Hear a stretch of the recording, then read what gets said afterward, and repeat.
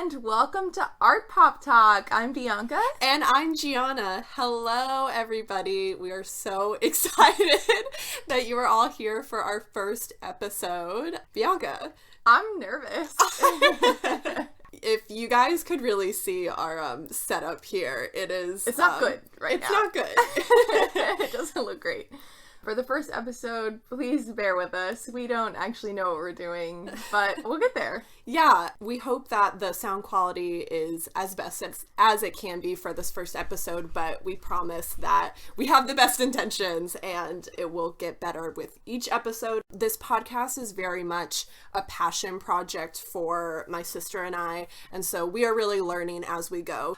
Bianca, I think we should just jump right into it. For this episode today, we are going to try to keep it as casual as possible. We just want you all to get to know us, tell you a little bit about our background. Yeah. Gianna and I are sisters. We're pretty close in age. I'm 24 and Gianna's 22. We grew up in Oklahoma, just outside Oklahoma City. We went to the same high school together, same elementary school. And then whenever we went to college, we both went to Oklahoma State University. So we are 2.5 years in age, but we're 3 grade levels apart. So we had 1 year of high school together, a lot of elementary school.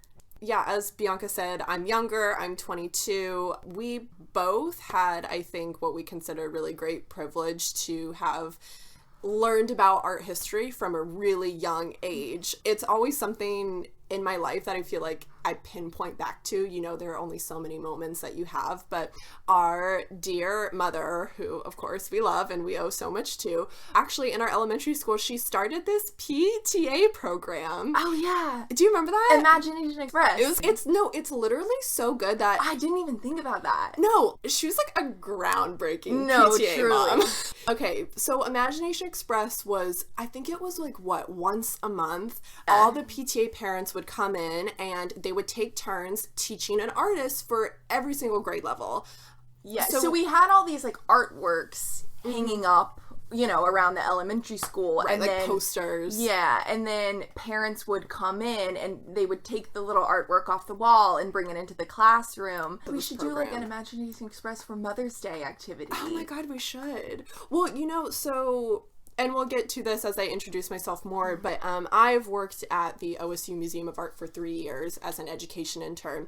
And so it never really happened in this part of my internship, but I really wanted to do more direct partnerships with elementary schools and museums because we do a lot of partnership with the public schools in the area. I was like, we've got to do an Imagination Express. But so anyways, that has always been a point that I feel like in our lives that I go back to at least. So from a very young age, art has just been as important as any other subject. I think for us, art is a way to encapsulate all these other subjects. And for me, especially, like, learning was pretty hard. And especially when thinking about history, oh my God, I was horrible at history. Looking at things through the lens of art really helped put things in perspective for me. And so I think that's one of my goals to share with everybody else. Like, learning, it's just hard. It is. And I don't think that we acknowledge that enough. And especially for other fellow college students out there, like, we're just expected to learn all these things. And, you know, learning was not easy. College is not easy. But, you know, we just want to bring the things that we have learned and learn to love into this podcast. I really think about, we have family on the East Coast. So growing up, going to family visits, you know, that was what we did. Our mom, she went to school for theater, and our aunt is a painter and a framer, and then one of our other aunts is into like interior design and things like that. Knows every paint color swatch out there. Right. Yeah. So for us, we didn't have cable growing up, and we didn't play video games, but going to art museums was just what we did, you know, and so now I think that really translated. Now when I go to a new city, the first thing I do is check out the art museum. I also think about that in relationship to other things as well. Our family ran their own business came with its own kind of, you know, family and financial struggles at the same time. So when I think about the pastimes that we did, it was also going to museums and also going to movies, because that was something that we could afford to do and, right. and afford to go. And we also grew up watching like old movies at home. And old movies are a big thing in our house, right. for sure. So that part of the film industry or that part of art or entertainment, you know, that's also been equally kind of an important part of our upbringing.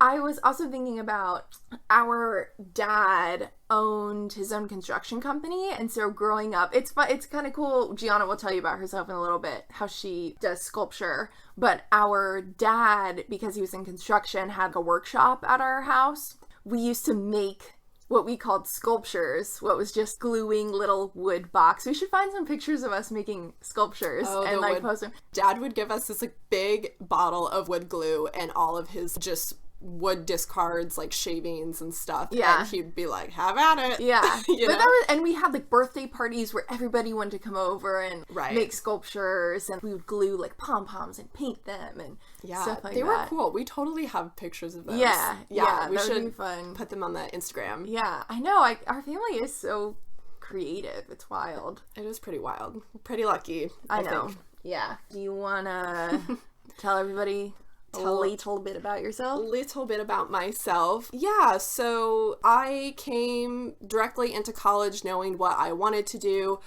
I think it was only like second semester of my freshman year, I decided to go ahead and officially declare my major, going for a BFA, my bachelor's in fine arts. And actually in a week here, I will be getting that degree, which is pretty exciting. I'm sure a lot of our fellow graduates out there, you know, are feeling a lot of the same things I'm feeling with not having a graduation and ending your time in college in this way. But just letting you know, I feel all the things you're feeling, and we're here for each other. A big shout out to all the graduates this semester. Yeah, this situation definitely does not diminish or overshadow any of your accomplishments out there. So congratulations to all of my fellow graduating seniors. Yeah, so I went into college knowing that I wanted to explore fine art and art history. In college, taking classes like art history and also humanities classes like gender and women's studies, I really found this intersection between feminism and art, in which I really explored that throughout my own work. I decided my junior year, I think, to officially declare my medium as sculpture. So my primary is sculpture and my secondary is printmaking. Very kind of meticulous, hands-on mediums. I explore a lot of feminist themes, especially talking about women in relationship to a consumerist and contemporary environment. I use a lot of found objects like tampons and pads, and I cast them and I put them with the body. So I have an artist Instagram, all that fun stuff. You guys can keep up with all my work. Your turn. I started at OSU not as an art history major, but as it's HRAD, Hotel Restaurant Administration. I thought I wanted for a long time to be an events planner, which I somewhat do now, I have done, but I thought I wanted to do events like for art museums. So I went into HRAD and I was going to minor in art history. In high school, I took AP art history with one of the most amazing public school teachers I've ever known in my life. I think about her all the time, how we owe so much to her. Changed my life. I mean, if I hadn't have taken that art history class, I don't know what I'd be doing. I don't know what I'd be doing right now, you know? Well, and we both, did you get your AP credit? Yes, I did. Yeah, so I think that was amazing for us because we went into college and we didn't have to take these, intro to art history. I did. I did. I took intro. I think I got out of a studio class. I took intro to studio, which actually I really didn't get the opportunity to take many studio classes for credit. I would have had to gone to like another art institute to take classes outside. I only took like intro to drawing, and I think my AP art history credit either counted for something else or like an elective or another humanities, like another gen ed. But I took intro 1 and 2. Interesting. To art history. Yeah. Maybe just because I was getting it as a minor, I clept out of intro like 1 and 2. The first art history class I took in college was Renaissance, and it was amazing. It was hard. So I started with an art history minor, And I got 1 semester into hotel restaurant administration, and I really hated that journey for me. I don't know why. I don't know. It was like, I just remember sitting in class being like, that's absolutely not what I want to be doing. And I knew that I liked art history, so I just switched. I mean, I thought I guess I'd just go into event planning for art museums, but I didn't even know what I was going to do with my art history degree, really. So yeah, I switched full over to art history, and I didn't declare a minor actually until my senior year. So I thought about minoring in French for a while. I started with that too late, and I couldn't finish the credits. But then I ended up minoring also in gender and women's studies. Gianna and I were both in the Feminist Coalition student organization at OSU.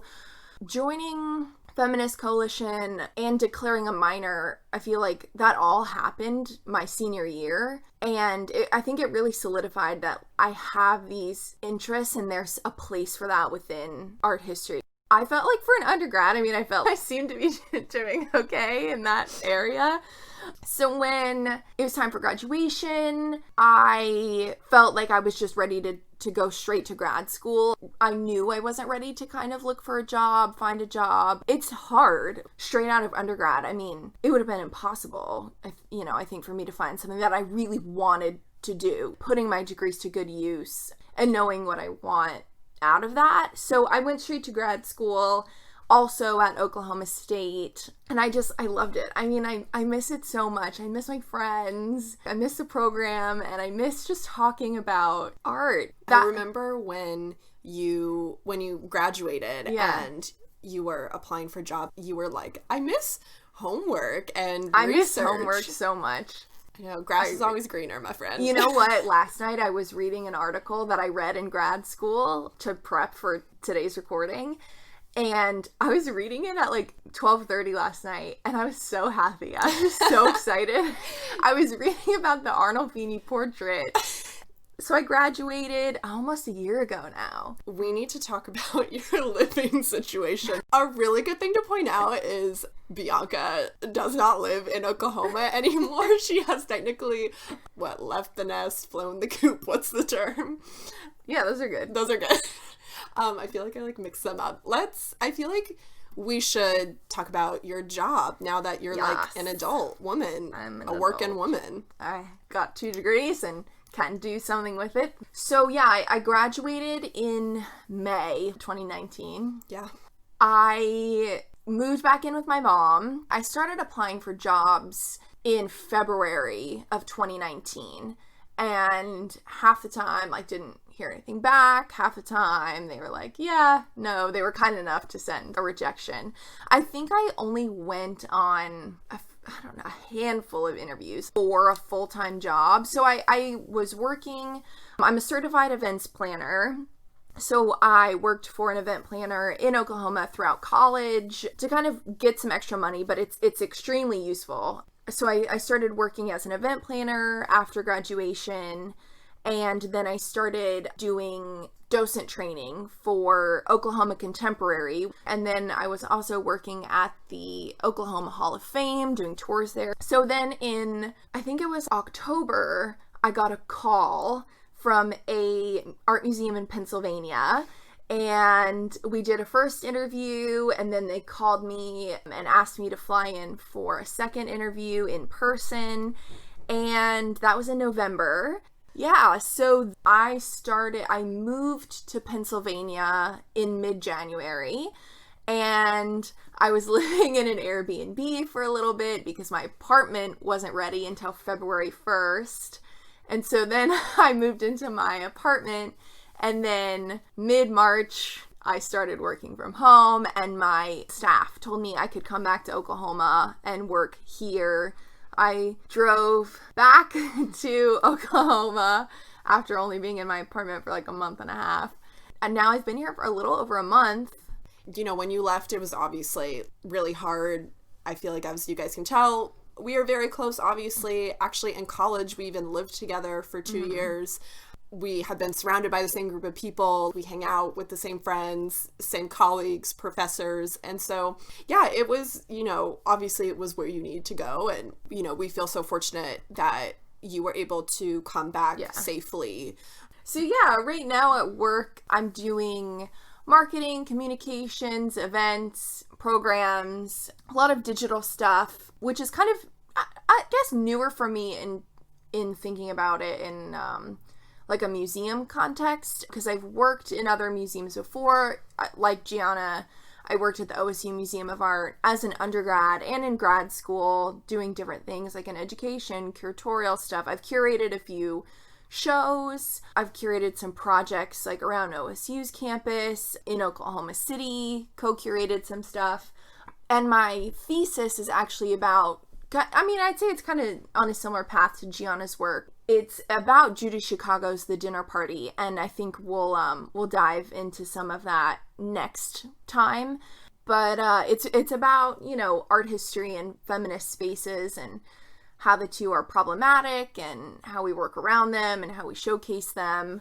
I feel like a lot of what we will address and what I have noticed through even our research and exploring these like intersections with pop culture and feminism and art history, it's really you're damned if you do and you're damned if you don't. And yeah, so throughout this podcast, I think that's definitely going to be a major theme, is the contradictory. The major theme.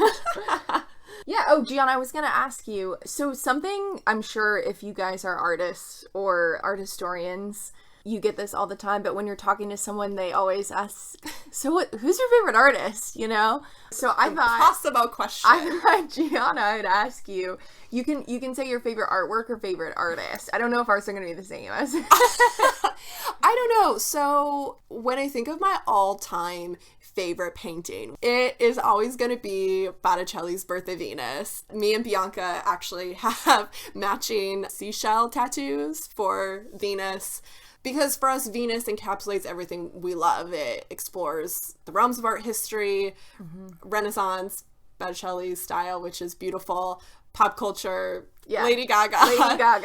I think that obviously is one of my all-time favorite paintings. I think as of recently, in exploring my artists that have like directly affected my capstone work, in which that was part of my research that I had to present in my capstone course. So some of the artists that, you know, of lately I've been really attracted to are Zoe Buckman. She is a contemporary feminist artist. She does the ovary piece with the boxing gloves that's like neon.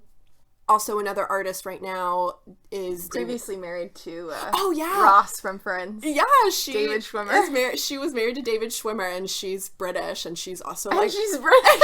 she's British, and she's like gorgeous, and I'm really just jealous of her. Yeah, I don't know. I love her. No, she's really cool, and we can talk about her work more later. But she has a lot of the same. She talks a lot about the same things that I do in my work, and also, David Altmich is one that I've been looking at. He is Canadian, and he creates these bodies that are neither in a state of like creation or destruction. They're in the state of so he's really great, and he also uses like plaster and really manipulates these bodies in really interesting ways, which I do as well. I really break down and manipulate specifically the female form, and he brings his figurative work, I think, to a different perspective, as he uses a queer perspective, and he can sexualize bodies, again, create, destroy them. So yeah, he's really interesting. I think he's really been an influence like visually in my work. Yeah.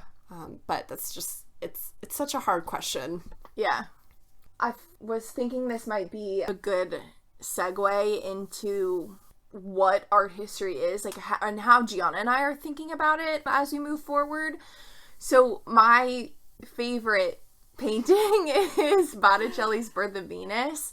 I was thinking about this last night because sometimes I say that with, not the notion that everybody knows what it is, but it's just for me, I was thinking it's just, I always describe it as being like so art history. There's something about it that epitomizes the study of art. God, I love this piece so much. Like, she's so beautiful. I love her so much, Venus. But I was thinking about, she's white, and all the people, all the figures in that painting are white, and she's skinny, and she's Venus. Like, she represents this vision of Western ideal beauty, and she's not real. Like, she's a mythical figure too, and we place so much pressure, I think, on something like Venus. I was just thinking last night, my favorite piece of art is so problematic. And, you know, when an artist, I don't know, when you talk about Birth of Venus in like an academic setting or like a classroom, like it's obviously part of your intro classes. If you've taken an art history class, you've seen it. Oh, and a little sidebar, Gianna and I are also going to post any images that we talk about on our website. We'll post them on Instagram. We'll also post any resources or books, stuff like that we talk about in an episode on our website and our social media. So just so you guys know, if you don't know what we're talking about, you can head over to our website and it'll be there for you. Yeah, I was thinking, like, when you talk about Birth of Venus in an elevated context, maybe not intro 1 or 2, yeah, I don't know, I feel like I get laughed at for saying it's my favorite painting. Like, it's too art history, like, it's so, like, consumer based, you know what I mean? Well, it's like saying your favorite painting is the Mona Lisa. Well, when you talk to an academic, like, right. You can't, like, I feel like I'd be shunned for being like, my favorite painting is the Birth of Venus. So I think also what you said just about this bubble of academia is that also there's so much writing about the Renaissance, and I think that that was a hurdle that you faced in writing your thesis. Like, there's so much writing on this already. Yeah. There's so much writing on this. So talk about something different. Right. But that's still a part of our history, and as new works of art are formed, things are happening, we're evolving. All those things are going to inform decisions or how we view about even past artworks. Yeah. And I think for Venus, she's also in her modest Venus pose, which is something we see over and over and over again in contemporary works and throughout the art world. And so that is maybe a very quintessential example, and maybe academia is done with it, but I'm not. Yeah, you know, we couldn't go without mentioning Miss Lady Gaga. Oh, of course. You know, I will write it on my gravestone. Like, Artpop was not a bad album. No, it wasn't. It's so good. It literally wasn't. And just the Applause music video, my background on my computer is Lady Gaga posing as Venus, and I don't think that people really understand what that means to me. Like, in my heart of hearts, Lady Gaga posing as Venus in my favorite painting of something that I care so much about. Well, okay, I feel like with that being said, we should really go into and tell you guys really why we wanted to start this podcast. And it is for reasons like that, you know, like Lady Gaga being Venus in her Artpop album. And even if, you know, people think that that example or those ideals can be trivial and maybe they're not important, and maybe in the grand scheme of things in comparison to other things, maybe they're not. Right. But that doesn't mean that we can have this deeper appreciation for these little moments that happen throughout pop culture that we just, they're like little Easter eggs, you know? Everybody loves finding those. Ooh, yeah. It's so satisfying. You know, Gianna and I talk about all the time, we have these deep loves for objects and things and the visual, you know, or the sensory too, you know. It doesn't have to be, you don't just experience art with your eyes, you listen to it and you feel it and you touch it, and, you know, it's bodily and sensory. So for us, maybe it's Lady Gaga and the Birth of Venus, and other people have that thing that I think it's kind of unexplainable sometimes, why you like or love something so much and you feel it with such passion. But when you get into this kind of realm of academia, art history, or a museum setting, or sometimes you feel degraded for liking something that's so popular. Right. Gianna said liking something that seems so trivial to the trained eye. And those are issues that I think we'll also address throughout this podcast, because when we talk about pop culture, we're also going to talk about things that are trendy and, you know, the positive and negative connotations that can come with that. And I also think, you know, for us, I think feminism can be one of those things. Yeah. That is just another intersection that we'll explore. But I think what Bianca said, it's this idea that we're going to be judged for liking this or not judged for liking that. And when we are looking at a piece of art or talking about a piece of art at any point in this podcast, it is important to understand that still the viewer relationship between the object and the person is very internal, and it's very independent between you and the artwork. So it's okay if we are talking about a piece of art and you don't feel that same connection or that same passion to it. I promise I don't want you to think, oh, what am I missing? I'm not getting it. I feel dumb for not understanding this. Because it really comes down to the simple idea of you like it or you don't like it. And that is totally okay. Exploring art can be a challenging thing, and it has been done in environments that are not always inclusive. And I think that is really the goal for Bianca and I in creating Artpop Talk, is we want it to be an inclusive dialogue between us and between you all as listeners, and hear what your thoughts are on this work. We are coming from our own lens because we have only lived this one human experience, where you all have lived these other experiences. So therefore, we are all going to have different interpretations about one piece of artwork. And to me, that is fascinating. So I think at the end of episodes, especially when we list references onto our resource page on our website, we truly want to know what your thoughts are, because you would be so surprised how your thoughts and your perspective on things will really educate us, because I promise we won't have seen something that you have seen. Yeah. I guess one of my favorite art history resources is Khan Academy.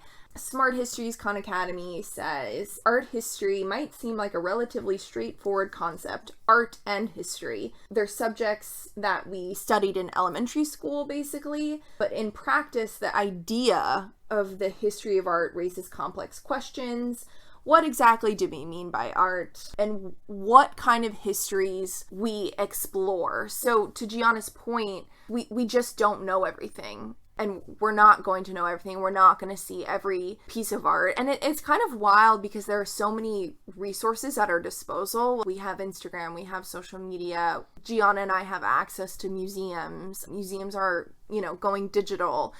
But at the same time, it's overwhelming to possibly know the entire history of art. So, art is experiential. So please enlighten us, and please share with us your thoughts on whatever we're talking about. Art history is this kind of liberal arts humanity part of academic learning, but I feel like art history feels inaccessible because it feels very distanced from all those other subjects, even though that's what it's about. It's about political science, it's about philosophy and literature and theater, and it's also about STEM too. I hate using STEM, so I would like to encourage everyone to use STEAM and incorporate that A for me. Art history is about scientific advancement and engineering and architecture and mathematics. The amount of math it takes to make something proportional, is incredible, or to have depth, like the correct depth perception. So I want to just make sure we're not writing off all of these things that art history actually encompasses, because and I think sometimes we do it to ourselves. We think that we're this open-minded, incredibly liberal, we're so inclusive here in art history because we talk about all these different things, but sometimes we're not. So I just want to address that we are hyper aware of the fact that art history, art museums feel extremely inaccessible. So I wanted to think about what we've said about art history and transfer that to the museum setting. Yeah, I think it's really interesting when we also just look back to the original content or context of museums and why they were created. And it was this very classist, Western, hierarchical setting in which we were exploiting other cultures, other people, humans. So it really just comes from this super problematic part of our history. And so I think, one, it's just important to acknowledge that part of museum history. Museums have been created by the wealthy, for the wealthy, and have, stolen art and cultural icons from other people and other countries that were thought of as lesser than. Right. So I think for us in our background, starting at a university museum, just that idea of inclusivity was really kind of drilled in our brains early on. For working at a university affiliated museum, our first priority was really to engage these college students and how to get them to the museum. And we're very fortunate to have traveling exhibitions come in to show different interests, themes, and ideas. I remember we went from showing a feminist exhibition to a environmental exhibition talking about water pollution and plastic and microorganisms eating the plastic, therefore we eat plastic. So just showing a really great range and diversity of interests. So you would think that more people would take advantage of engaging with these exhibitions, but also engaging with the artists that come in, who are also artists and scientists and researchers that are putting information out there that can, be really helpful to these students embarking on their academic and, careers after college. But getting students to come to the museum, it was hard. And I think for me, as an education intern, that was always my main priority and what I was passionate about, because I'm straddling the lines between two worlds. I'm a college student and I'm also here working at the museum. So it just seemed like a natural fit. I really wanted to bring college students in, get them engaged, show how many resources there were for a range of students that were applicable to their major. And it's definitely not something that I felt like was resolved for me in my time at that institution. And I think it's something that a lot of other universities, museums are struggling with. I want to bring that kind of insight that I've had at the museum into this podcast. Yeah. And also just the conversations that I've had, with tours. I lead very conversation-based tours because unfortunately no one actually does want to listen to me talk for an hour, but here we are. That is maybe the drawback of a podcast, is I would like it to be conversation-based, and that's where I really want to call on you all to comment on our Instagram, look at our research page. We want to create a dialogue with you as much as possible, because that's how I function as a person who is, learning to be a museum educator. Speaking of that, we asked a question, or a few questions, on our Instagram. And the first one was, why do you like and or not like art and art history? And then the next question was, what do you like or not like about pop culture? So I wanted to kind of go through some of the responses because I think they were pretty helpful and kind of to set the tone for this podcast, or what Gianna and I hope this will be overall and bring to you guys overall. One of our first responses was, it objectifies women in most cases. And I read that, I was like, oh shit, yeah. I was like, man, like art sucks. Women are objectified all the time. That's all we are. It's just like decorative objects on the wall, blah, blah. And then I realized that this person was responding to the question about pop culture, not about art history. So I think that, we think of pop culture sometimes, and pop culture, is a loose word that we're using. I think anything pop culture for us is a relevant or contemporary experience, something that you encounter, because I think we all have different definitions and understandings of how we engage in pop culture. Like, we watch different TV, we watch different movies, we listen to different music, but that doesn't mean that it's not a group within popular culture. So I just thought it was interesting how my mind immediately went to objectification and art history rather than objectification and contemporary culture. Right. I also had someone respond saying, the Kardashians, I just don't get why they're famous. And, Gianna and I were talking about this. I don't know that maybe we've watched some episodes of Kardashians and we obviously know who they are. And I think there's an overused, perhaps, example of popular culture. Maybe that's just because maybe that's how so many of us define it. But I was thinking about, what is art history's Kardashian family, and the Medicis. Yeah. I think there's, I wonder what the Kardashians are going to look like 200-300 years from now. Are they going to be the Medici family? Or, Kylie produces Her makeup line or the TV show, are those going to be archived? Is the Kardashian lifestyle going to be an archive of what the Medicis were for their popular culture at the time? Commissioning so much art. Everybody knows who Picasso is. Ugh, yeah. Right, we'll get into that. But, like, you know, people think Picasso's, this great guy, whatever. Okay, yes, we'll get there. Like, he's groundbreaking, and he did things that put the history of art in motion, and that must be recognized. But, okay, so does that, for us, mean that we should not recognize, whether we like them or not, the Kardashians? I don't know, us talking about them, that makes them a point of reference. Right. And this is not the first time they have come up.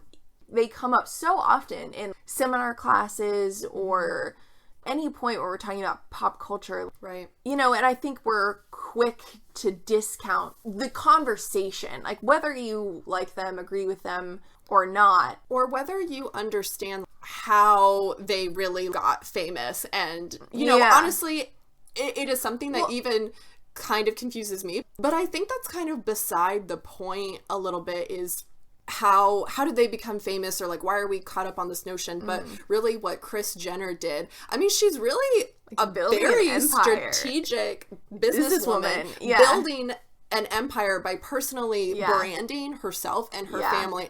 You can't discredit that kind of, whether you agree with how she chose to use her family maybe in that way, or what you think there's there's obviously a larger political conversation to be had about wealth and class and money.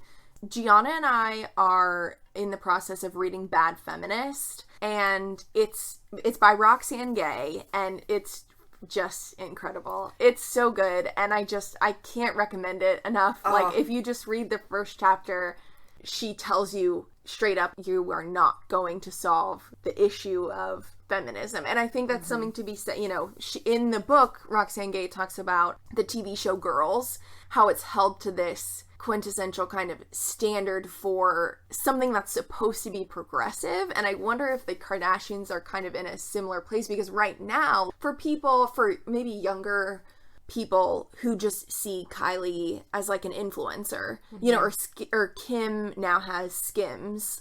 I wonder if there's a different, I don't know, standard that they're held to, you know, because there are other billionaires and millionaires out there, and do we know about every single one of them? Do we know what they're doing? Well, and I also think that as they evolve and as the reality show, the Kardashians evolve, I think they also hold themselves to different standards as well, because, you know, now Kim has Skims, but now she's also like a freaking lawyer. Yeah. Say what you want about where she came from, but at the same time, I think that she is trying to put some good out into the world. Yeah. And I think that we get so hung up on like the negatives, or like, we don't understand why these people are famous. They're just, yes, on a completely different level that can be extremely hard to relate to. Yeah. I think that they're also, you know, just trying to put some good out in the world too, and just trying to better themselves. And whether that's making up for bad things that they do, we don't know. But I think, definitely read Bad Feminist. Gianna and I'm sure will keep referring to it, but there's the chapter about girls, I think, relates to this conversation, the different standards that we hold things in popular culture to. And I think that is where, and we can wrap up the Kardashians here in a minute, but I think maybe why the Kardashians do become this like prevalent point in which we refer back to in pop culture is because they're iconic, because they have set a trend for also, I think, beauty standards, a lot of different other intersecting elements within pop culture. So, this response to one of our Instagram questions, what Gianna and I are talking about right now, again, we are not trying to solve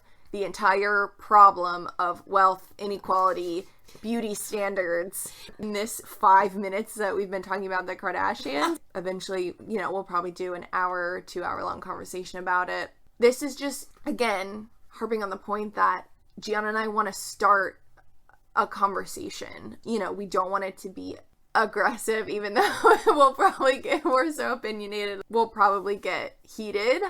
It's not out of a place of ignorance, I think. And I'm sure there are many a thing that we are ignorant about, but it's not because we don't understand what the Kardashians are representing to a lot of people and how they function in our country. So I wanted to also talk about the question, what do you like or not like about art and art history? This person said, I hate academic gatekeeping. And so I wanted to kind of reissue this point. Gianna, this also relates to the Instagram post we did. I love a good academic fuck you. I was reading this article last night and it reminded me about academic cherry picking and how in academia nobody knows everything. You know, there's no possible way you can cite every single thing, every single source, every author, artist, researcher in one article. You pick what you want to pick to make your point. And there's this article that talks about art historians are essentially creating their own story. Like, yes, there are facts and there are dates and there is the history element of art history, but art historians build this story that they're trying to tell you. And so this idea about academic gatekeeping, you have this story and you're privy to this knowledge and you've cherry picked what you want to share, but it's like you're not allowed to share it with anybody else. You know what I mean? Like, it feels very isolating. There are stories that I've been told when I was in grad school about, you better not present your work at a conference if it's not published, because some other art historian or member at a conference or whatever is just going to take your work and take your story and claim it as their own story. I just can't imagine. I mean, it's hard because there's also these ideas about, like, is it possible for two people on opposite sides of the earth to come up with the same idea at the same time and write about the same research at the same time? But art historians, I've been told, are so scared of other people taking their work, which I think is it's fascinating how that gets translated into a museum or artistic setting. A museum sometimes, feels weirdly opposite to the being locked in your room or a library writing about an object that maybe no one ever sees. You know what I mean? Right. Absolutely. No, I just feel like the most fitting way I can get back at someone is with my art.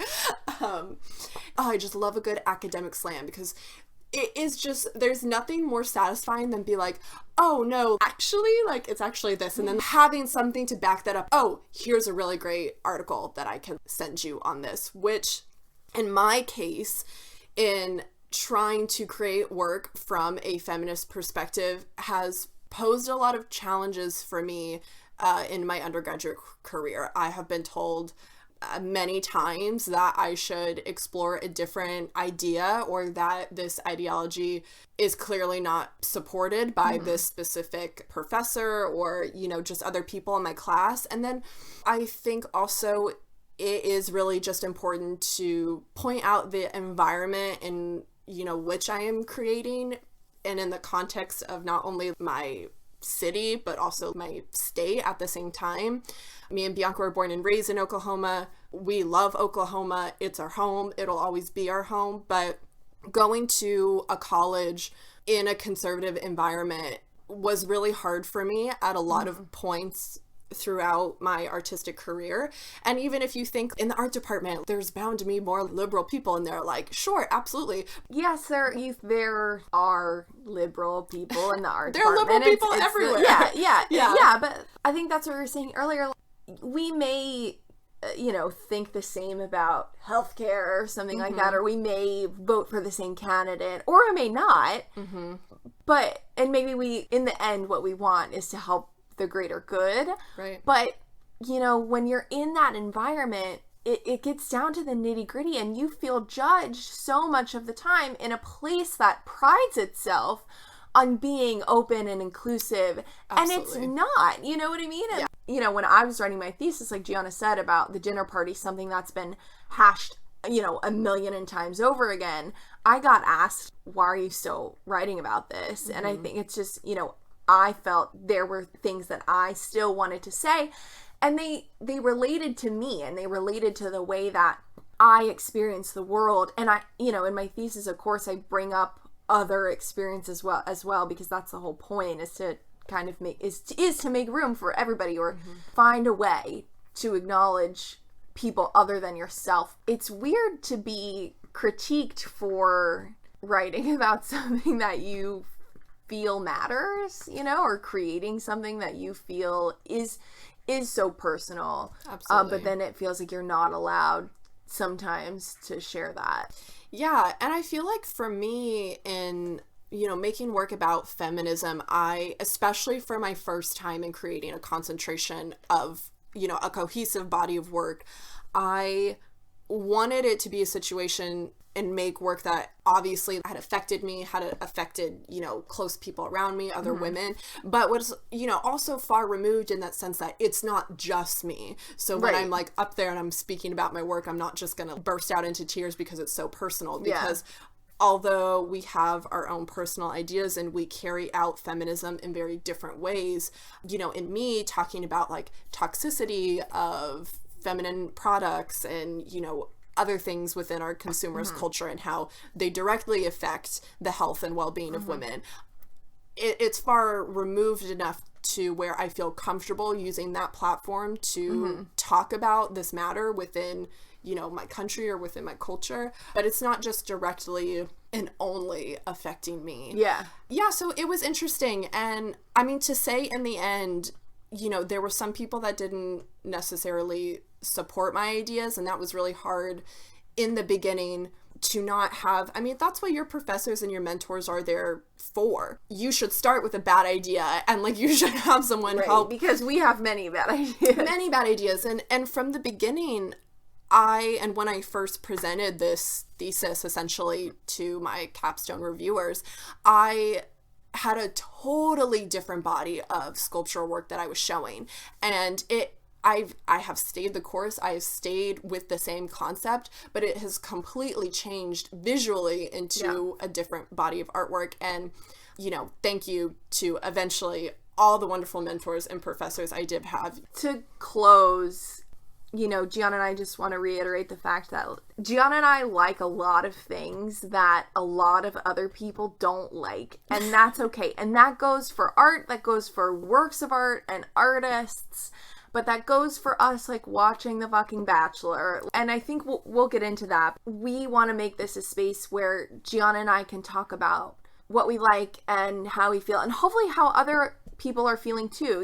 If you're in the arts or any subject, and you feel you have these connections to things outside of your area of work or study or research or whatever, like, that's okay. And I think finding those points of relation and not making anyone feel bad about watching a stupid movie, or people think this is stupid or this is problematic for what reason. Okay, like, let's talk about that. So I think that's what Gianna and I are really trying to do, is we know that we like a bunch of shit that is problematic and creates huge cultural problems, but also, like, I think this is a place where we want to evaluate, like, what we study and what we're passionate about.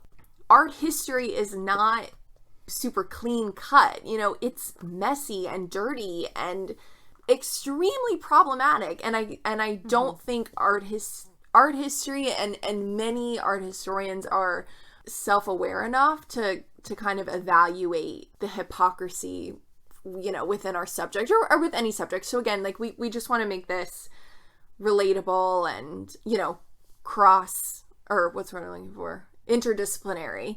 Any last minute thoughts? Well, you said it, sis. Of course, everything that we talked about today was just a brief overview of hopefully what we will really be getting down to the nitty-gritty in these next coming episodes. So you'll get to hear more about Bianca's thesis. You'll get to hear more about what I'm doing and my artistic practice in these quarantine times. And, we hope that you all are staying safe out there. Yes. Again, congratulations to all these graduating seniors. I know it's a big time these next coming weeks for a lot of you. Hang in there, and we will talk to you all next week. Thank you guys so much for putting up with us and for allowing us to figure things out while we get started. So yeah, we'll talk to you guys on Tuesday. Thanks, everyone. Bye. Bye.